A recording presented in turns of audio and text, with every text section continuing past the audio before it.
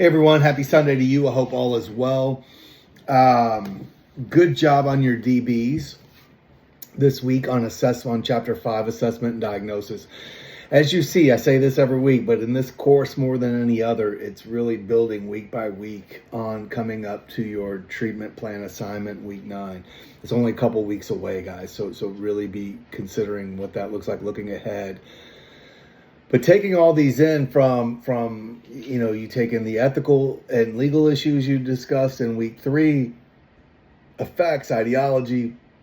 Now, assessment and diagnosis next week is treatment planning in a treatment setting. Then individual treatment, midterm break, your treatment plans due.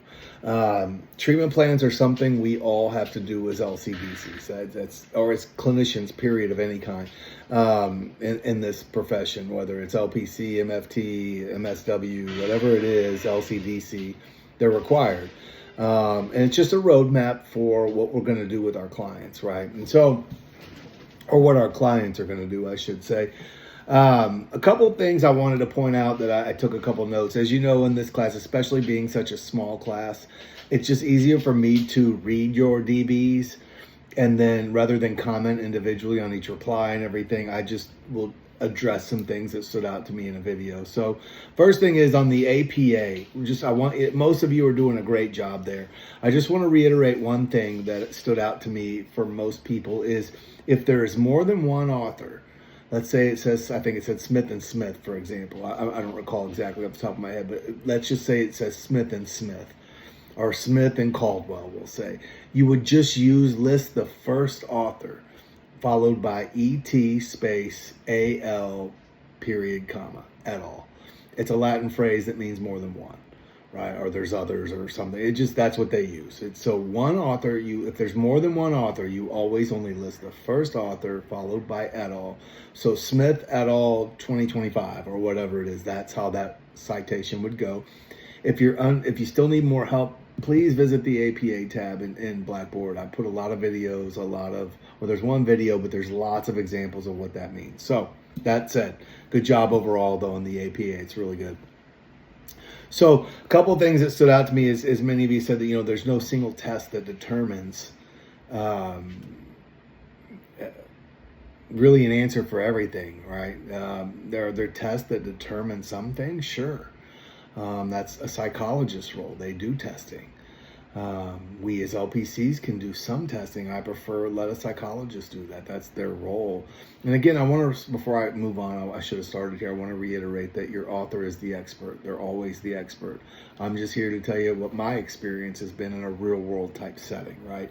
But yeah, there's no single test to determine, like for example, with substance use disorder, there's lots of, the biopsychosocial model showed us there's so many variables to this, and why one can look this way and another it can look this way. So many variables. Somebody pointed out the stigma of the diagnosis. So I believe diagnoses are important for a number of reasons, but I also believe that we as clients, or your clients, or we as individuals can live up to our diagnosis oftentimes. So it's a double-edged sword in my opinion, right? We'll get to that in a second. But yeah, there's a stigma sometimes associated with it. I don't want to be bipolar. I don't want to have a substance use disorder. I don't want to have major depression. I don't want to have clinical depression. I don't want to have an anxiety disorder.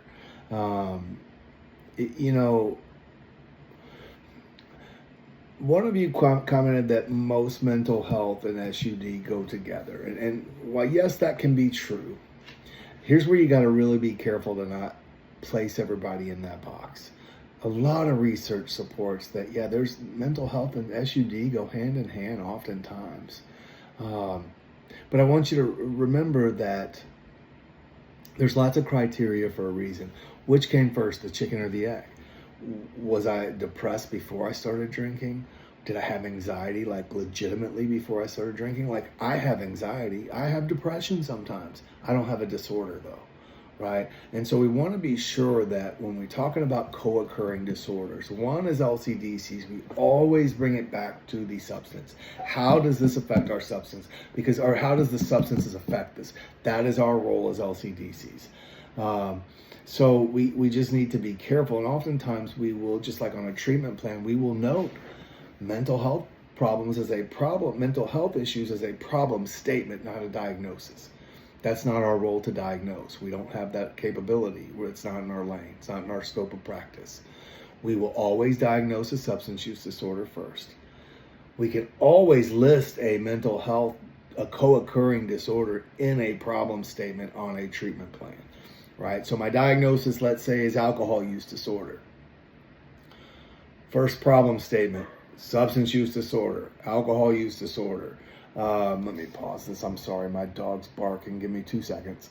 Pause is amazing on this thing. Anyways, easily amused with technology. So, I forget what I was even saying now. That's the problem with the pause button.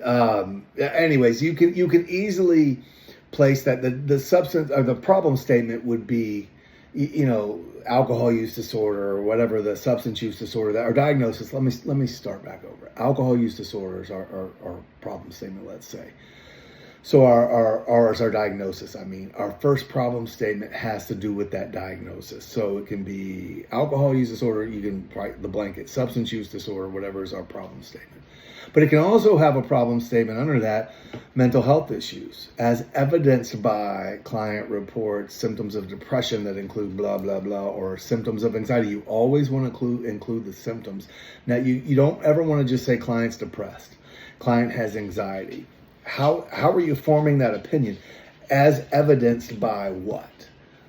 They present with these symptoms. For anxiety, for example, racing thoughts, sleep disturbances, heart racing, heartbeat. There's lots of things, right?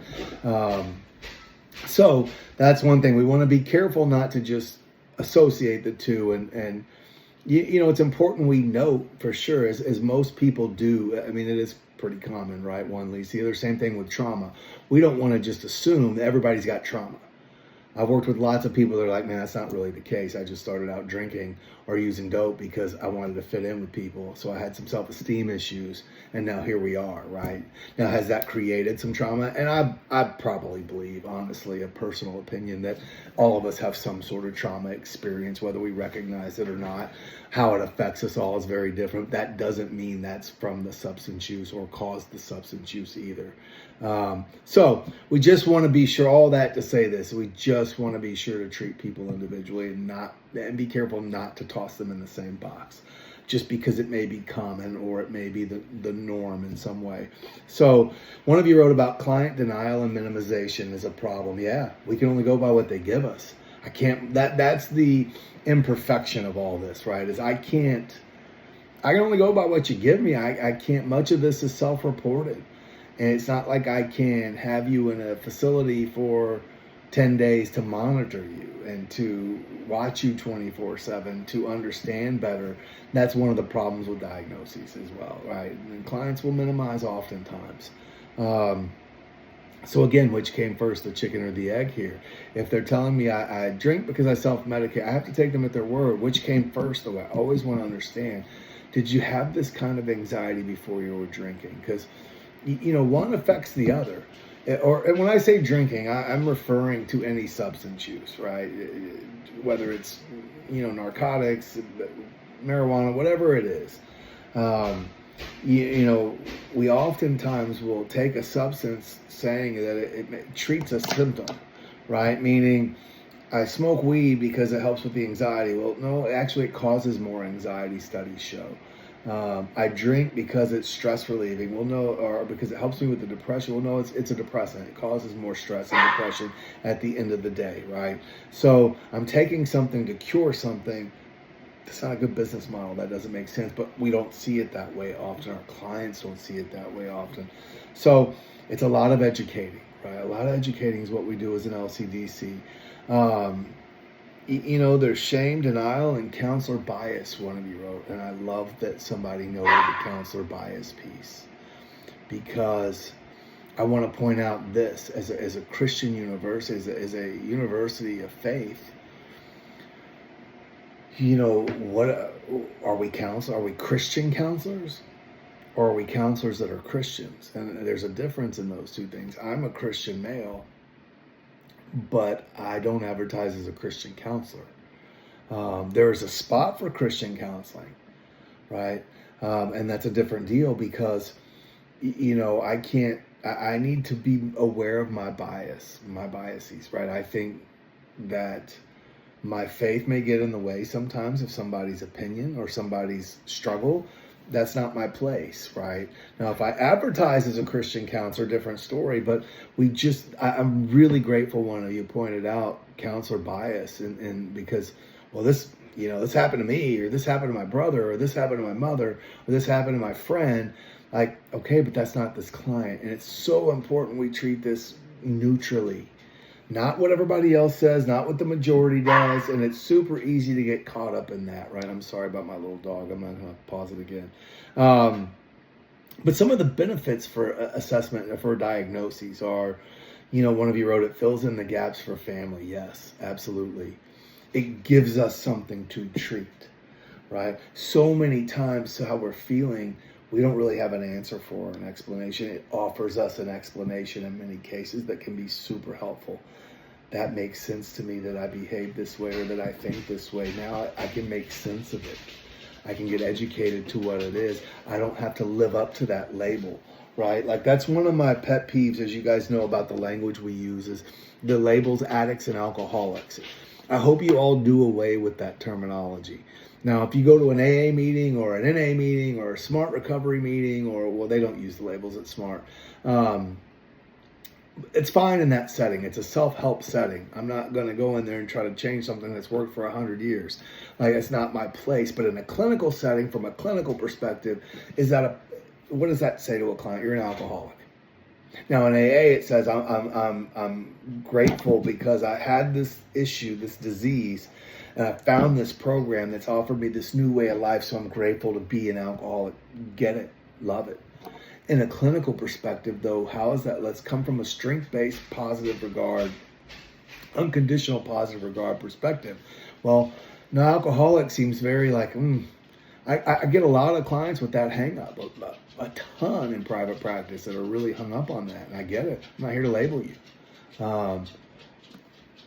My kind of thinking is there's three types of people when it comes to drinking or drug use. People that don't do it at all. People that do it, it doesn't really cause problems. I mean, maybe they tie one on, an occasional upset, whatever. Nothing really major. And then there's people that do it and it causes them problems. Now that's a wide spectrum in number three, because the problem you have with number three, in my opinion, is the spectrum's so wide. On one end, you have the extreme side where your life's just a mess, right?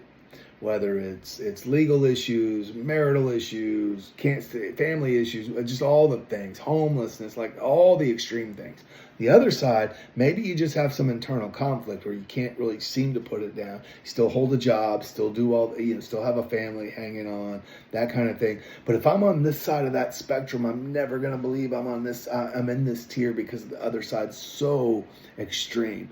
But from a clinical perspective, that to me sounds much more palatable than alcoholic or addict, because that just says, man, what does that mean? Like, I don't want to be that. But his says substance use disorder can go in remission, just like any other disorder, right? If treated, and there is a way to treat this behaviorally, right? So, anyways, guys, that's just some thoughts on assessment and diagnosis.